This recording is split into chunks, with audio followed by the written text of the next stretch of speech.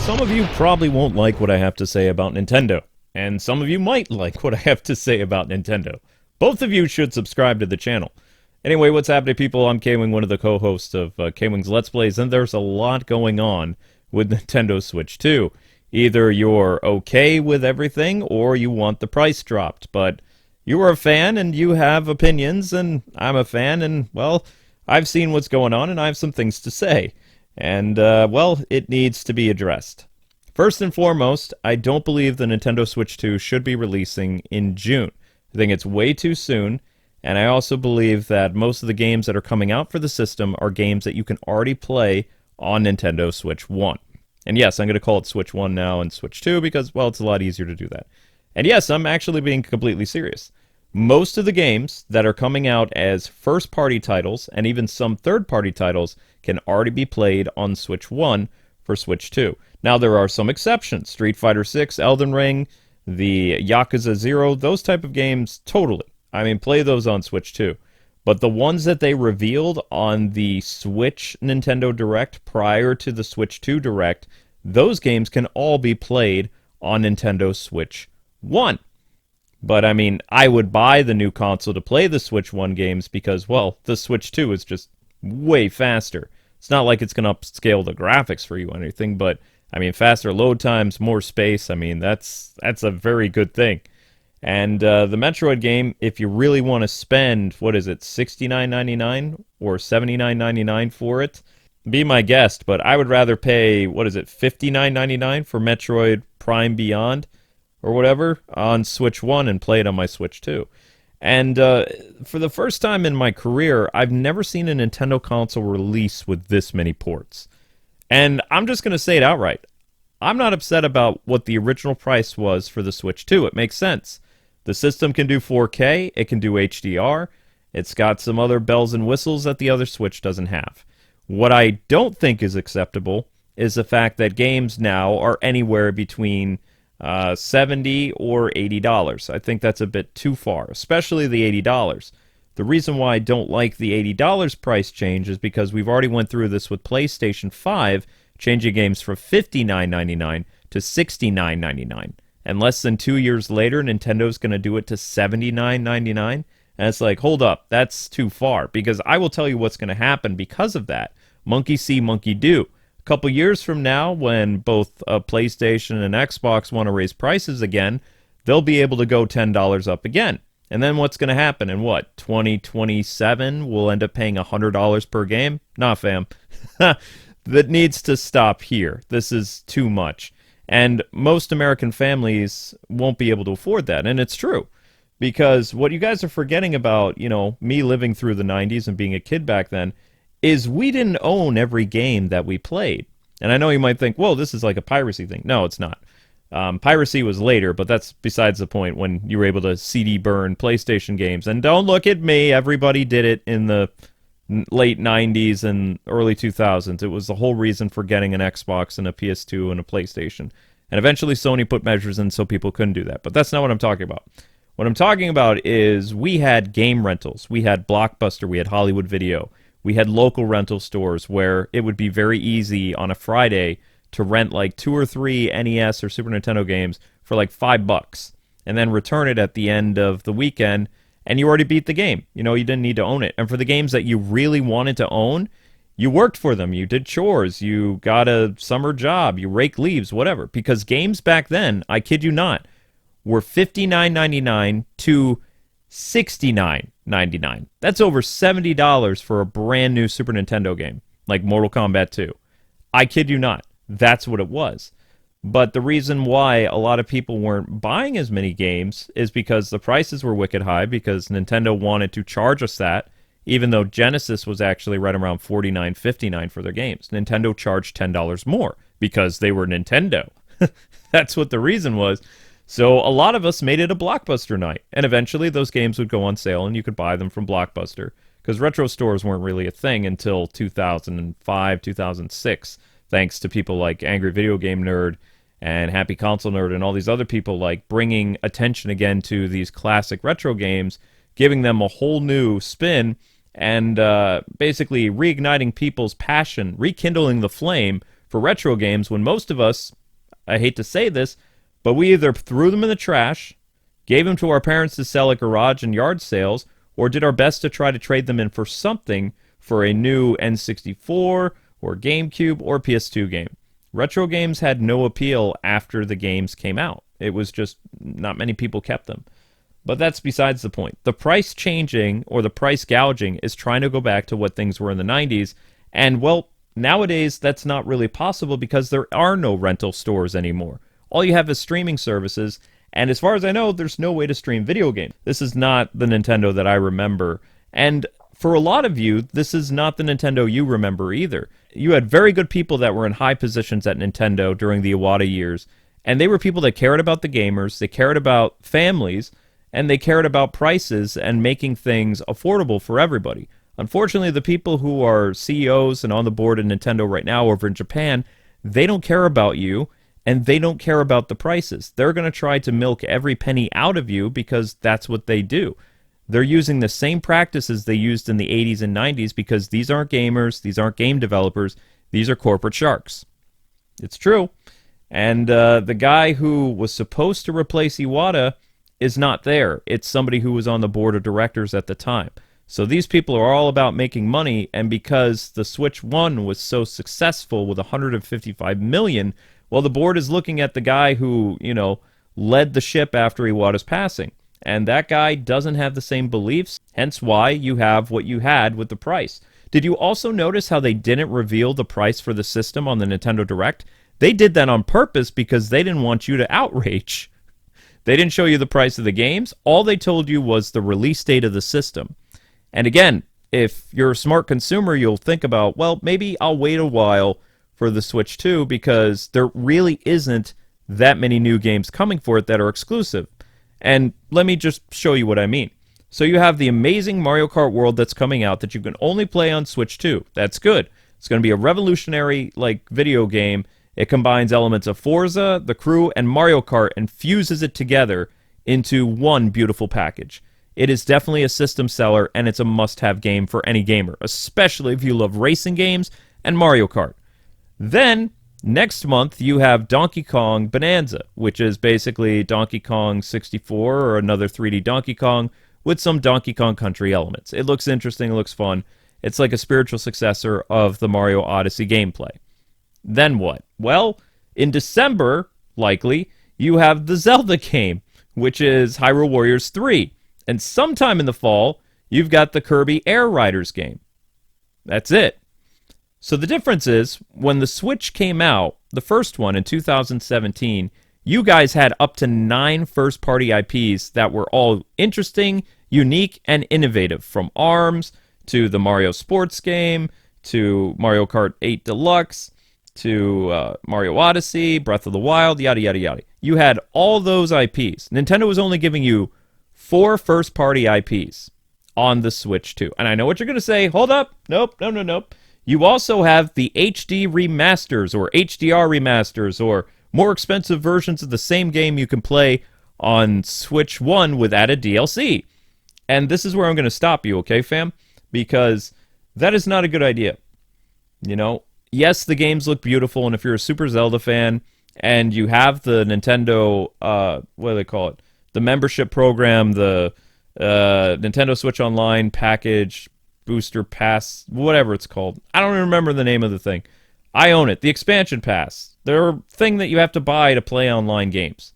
I have a whole family membership, Supposedly, if you have this membership, you'll be able to upgrade some Switch classics for free, which is, for free is a great incentive. But the rest of you, we actually know the price that you will have to pay to get these games, not to upgrade. To play Breath of the Wild, it is $69.99. That is $10 more than the original Breath of the Wild from 2017. And to play Tears of the Kingdom, you have to pay $79.99 for a game that came out last year for Switch and is still $69.99 on Switch 1. So it's $10 more. This is the kind of stuff that I feel is unacceptable, right? Yeah, the Nintendo GameCube thing is amazing. That's great. Awesome. Cool. But the fact that you are going to charge essentially $10 to $15 more for games that they already have, and some of them have no new content. The Breath of the Wild thing, you could argue, well, it's got all the DLC and stuff, Kwing, and it's like, yeah, okay, I'll give you that. It does have all the DLC. But what about Tears of the Kingdom? Why should I get Tears of the Kingdom on Switch 2 compared to the one that I already have on Switch 1? Especially if I already own it. You know, I mean, I get a free upgrade because I'm part of the expansion pass, so yay. But what about all those other games? How much am I going to have to pay to upgrade? Now they have Sonic X Shadow Generations as a upgradable game, and they're going to keep doing that. You watch, most of the Switch 2 library, gamers and parents, is going to consist of these enhanced versions of games you already own. And that is what the first year of the Switch 2 is going to be like. Now, to put this in hindsight, that would be like they took a majority of all the Wii U games that came out and put them onto the Switch in 2017 right away. So they just transfer over all the Wii U games from the last 2 years or whatever, and they, day one or year one, put those all on to the Switch. And Iwata and Reggie didn't play that game. They wanted to innovate. They wanted to create new IPs, new ideas. They didn't want to keep, like, crutching on the past. The current leadership at Nintendo, they want to keep, like, milking what they've already done before. And if you look at that, it is really limiting the innovation that they have, because there's very few new products that are actually coming to the Switch 2, at least at launch. That isn't to say Nintendo doesn't have, you know, more in the oven. We're going to get another Nintendo Direct for Switch 2 in June. You can bet that. These are only games that are coming out in June, July, and, you know, of course, far off in the distance with what we know for holiday and fall with Kirby and Zelda. And, you know, for the most part, Nintendo did show us all their cards on the table with the Switch 1, and we did know that multiple new IPs were coming to the system in 2017. They hyped it up as early as E3 of that year. But that was a different time, a whole different group of people running Nintendo. The people here are essentially following the same method that Sony does. And if you look at the new Switch, it's basically a Super Switch. And that's not a bad thing. People wanted a Switch Pro for years.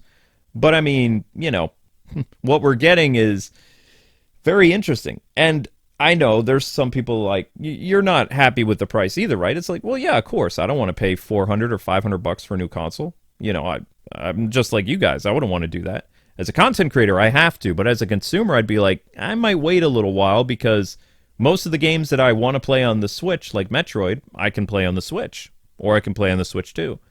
The only reason personally why I would get a Switch 2 is the fact that it can go 4K, it has better sound, it's got a better load time, it's got better memory, it has better use of the Joy-Con, so Joy-Con drift is, you know, a thing of the past. It won't be as easy to break the Joy-Cons compared to how flimsy the Switch 1 was.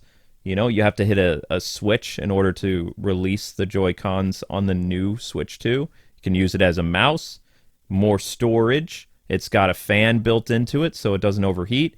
A lot of ideas that, you know, people suggested with the Switch 1, which had a lot of problems back in the day, you know, they've incorporated. So it is a Super Switch that I want in my collection. Also, my Switch is broken. It's cracked. I don't know how to replace the back plate without ruining it. And I only probably have a couple months until the dust ruins the system. So I'm going to need to transfer over all my Switch data to somewhere else. And a brand spanking new Switch 2 is, you know, pretty tempting at the moment. But I'm still going to be covering regular Switch games on it. Because I myself, even as a content creator, don't want to spend $80 a game in order to showcase, because it's going to take me a while to earn that profit back, you know? It's not like the early days of YouTube where a YouTuber buys a game and immediately we pay that back like the first video. Nah, fam, that takes multiple videos. Might even take 20. It's a very different market now on YouTube. You have no idea. Yeah, I mean, we're totally going to get the Switch 2, but I still think it's the wrong time to do it. Now, let's talk about the whole pricing thing, what's going to happen. So there's a lot of misinformation going around about what happened with the Switch pricing. I'm going to lay it out for you pretty easily, and, you know, you can take what I say with a grain of salt, or you can look up geopolitical stuff and, you know, figure it out from there. A lot of people blame the current problems on the U.S. government because of the whole tariffs thing. And the tariffs do play a role, but that comes later. What you don't know is in order to bypass the U.S. government's tariffs under Biden, Japan tried to get out of their agreement with China and go to Cambodia and Vietnam, which were not under any tariffs from the U.S. government and other Western countries. Lo and behold, some problems happened with Vietnam after they moved their marketing stuff, and Vietnam started to tariff Japan. So even though Japan went to work with those other Asian, countries for manufacturing, which is how the Switch 2 is being made, they got hit by Vietnam tariffs. Somehow, I don't know how, Japan is now having to deal with tariffs of the United States, even though, technically they're actually doing stuff with Vietnam now. But they weren't going to get as hit as bad as the tariffs between China and America, but still, Japan tried to sneak out of that thing, and they ended up walking into a trap. So now they're getting tariffs from Vietnam and the United States, so the price is going to skyrocket. How much do I think the price is going to be for the Switch 2? I think for the Switch without the game, you're looking at probably $500. The Switch with Mario Kart World, you're looking at $550. Now, that's just an estimate. I mean, I don't think it's going to go all the way up to $600. If it does, then I'm buying this system without the game. I know it sounds stupid because I'm still going to end up paying a lot for the Mario Kart World, but we'll find a way of making it work. I just throwing it out there that I see all these YouTubers with thumbnails of the big orange man and blaming them for everything, but it's more than meets the eye. There's a lot of problems with Nintendo's pricing. We don't have the Reginator anymore, who purposely kept prices low, all the way from GameCube and Wii and DS and 3DS and Switch when he was there. That man set the pace, and you can read about that in his book. It's a fascinating book, by the way. I highly recommend that you get it because it's a fantastic coffee table book. I have it. I think it's great. Reggie was one of the greatest geniuses our industry ever had, and he is sorely missed because we lack real leadership in the game industry. And without Reggie, Japan would have tried to make insane prices for the United States all the way back on the Wii. Reggie was the one who kept prices competitively low, and that's part of the reason why the Wii was so successful in the United States. Changed my mind. So we don't have a Reggie Fils-Aimé. So we don't have anybody to represent us in the gaming space, and we're kind of getting smacked down with this stuff now. But I hopefully you guys are a little bit wiser on the situation about what's going on, and I hope you guys will look forward to the Switch 2 coverage. We are going to be doing a contest to give away the system. Don't ask how we're going to do that. I don't know, but that's the plan. Things could change, but we've been, planning this for quite a while. So once we find a way of getting our Switch 2, we'll worry about how to do the contest down the road. But anyway, now I want to hear from you guys and gals. How do you feel about the Switch 2? Do you think it's the wrong time to release the system? It should come out in the summer, late summer, like August or right around Christmas? Or do you think that it releasing in June is fine? And this is just, bad corporate decisions? Let me know in the comment section below. If you like these type of Switch videos, let me know. And thanks so much for watching. Until we meet again, see you guys live later tonight. God bless. Happy gaming.